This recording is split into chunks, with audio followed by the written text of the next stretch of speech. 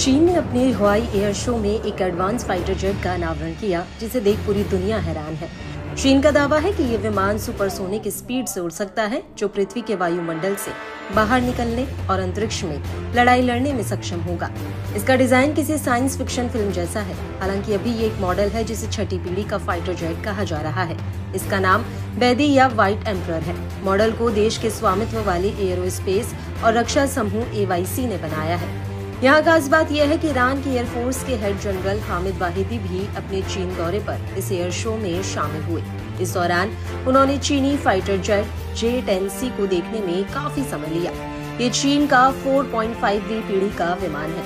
वाहिदी के इस जेट के निरीक्षण के बाद माना जा रहा है कि ईरान इस विमान को खरीद सकता है, क्योंकि उसे इजरायल का मुकाबला करने के लिए अपनी एयरफोर्स की ताकत बढ़ाने की जरूरत है। यूरेशियन टाइम्स की रिपोर्ट के मुताबिक ईरानी वायुसेना head general Hamid वाहिदी air show में शामिल हुए और खुद J-10C लड़ाकू जेट की क्षमताओं का तजुर्बा किया।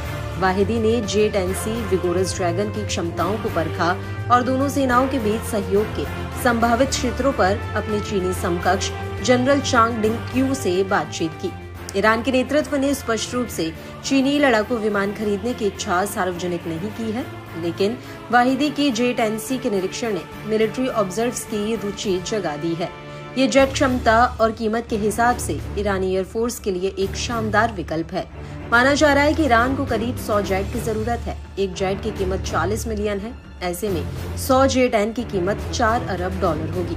अमेरिका के खास सहयोगी इजराइल जैसे क्षेत्रीय विरोधी से लंबे समय से शत्रुता में उलझे ईरान के लिए उसकी अपेक्षाकृत कमजोर एयरफोर्स मुश्किल बन गई है। ईरान के पास घातक ड्रोन और बैलिस्टिक मिसाइलें हैं, लेकिन लड़ाकू जेट के मामले में वह पीछे रह गया है। ईरान को रूस से Su-35 जेट मिलने की उम्मीद थी, लेकिन इनकी भी डिलीवरी नहीं मिली है।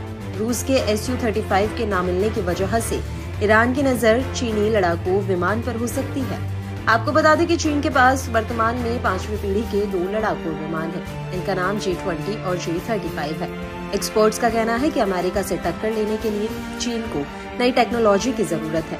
PLA के पूर्व प्रशिक्षक ने कहा कि छठी पीढ़ी के लड़ाकू विमानों के लिए मानक अभी परिभाषित नहीं हो पाए हैं। इसका मतलब हुआ कि लड़ाकू विमानों को विकसित करने और तैनात करने वाला पहला देश टारगेट तय कर सकता है।